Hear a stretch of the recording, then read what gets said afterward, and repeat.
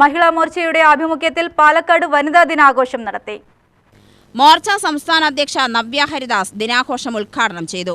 ന്യൂനപക്ഷ മോർച്ചയ്ക്ക് വേണ്ടി, ന്യൂനപക്ഷ വിഭാഗത്തിൽപ്പെട്ടിട്ടുള്ള ആളുകൾക്ക് വേണ്ടി കേന്ദ്ര സർക്കാർ എന്തെല്ലാം പദ്ധതികൾ ആവിഷ്കരിച്ച് നടപ്പിലാക്കുന്നു എന്നുള്ള യാഥാർത്ഥ്യം ഉൾക്കൊണ്ടുകൊണ്ടാണ് എന്നുള്ളത്.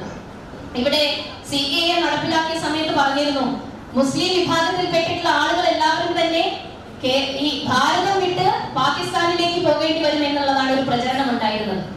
ആ പാകിസ്ഥാനിലേക്ക് പോയിട്ടുള്ള ഒരാളെ ചൂണ്ടിക്കാണിക്കാൻ ഈ കാര്യങ്ങൾ ഉന്നയിച്ചിട്ടുള്ള ആളുകൾക്ക് സാധിക്കുമോ എന്നുള്ള ചോദ്യം തിരിച്ച് നമ്മൾ ഈ ഇലക്ഷന്റെ സമയത്ത് തീർച്ചയായിട്ടും ചോദിക്കേണ്ടതുണ്ട്.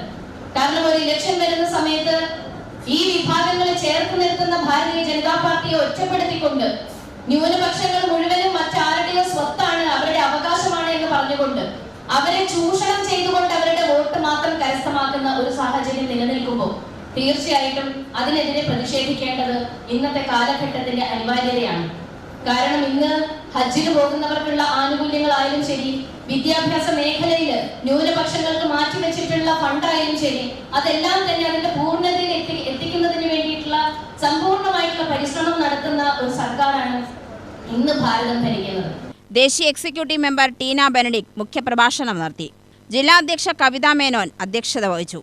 BJP സംസ്ഥാന വൈസ് പ്രസിഡന്റ് ശോഭ സുരേന്ദ്രൻ, നഗരസഭാ vice chairperson T. Baby, Mahila Morcha general secretary Aswathy Manikandan, Sumathi Suresh, Jayashree, മുൻ നഗരസഭാ ചെയർപേഴ്സൺ പ്രമീള ശശിധരൻ, അഡ്വക്കേറ്റ് ശ്രീദേവി തുടങ്ങിയവർ സംസാരിച്ചു.